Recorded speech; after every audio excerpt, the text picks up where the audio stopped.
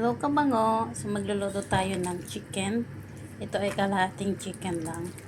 So, ilagay natin dito. Mag-i-steam ko lang siya. Yan, lagay natin din yan.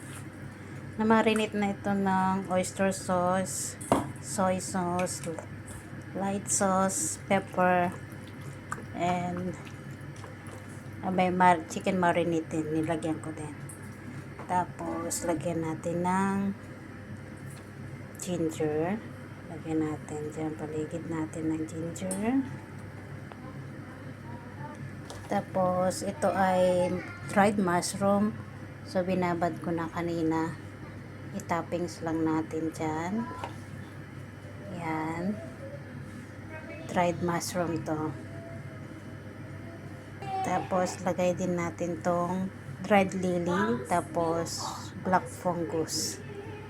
Ito yung black fungus. Ito yung dried lily. Ayan. Lagay na natin dyan. So, yan ang itsura. Chicken, steamed chicken with mushroom and black fungus with lily. So, i-steam natin. Siyempre pala, nagugas ako ng kamay dito habang hinawakan ko to. Baka mamaya sabihin nyo hindi ako nagugas ng kamay. Nagugas ako. So, ayan, kumukulo na yung tubig. Ilagay natin yung chicken. Ayan. So, i-steam natin siya guys ng 30 to 35 minutes. Pero i-check nyo pa rin kung luto na yung chicken.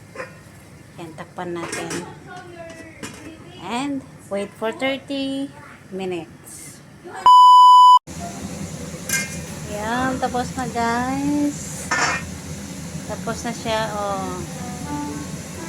Tapos na ang ating steamed chicken with mushroom.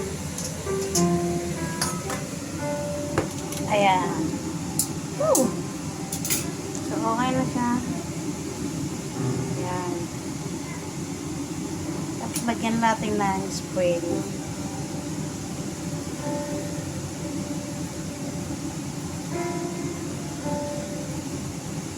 Okay na.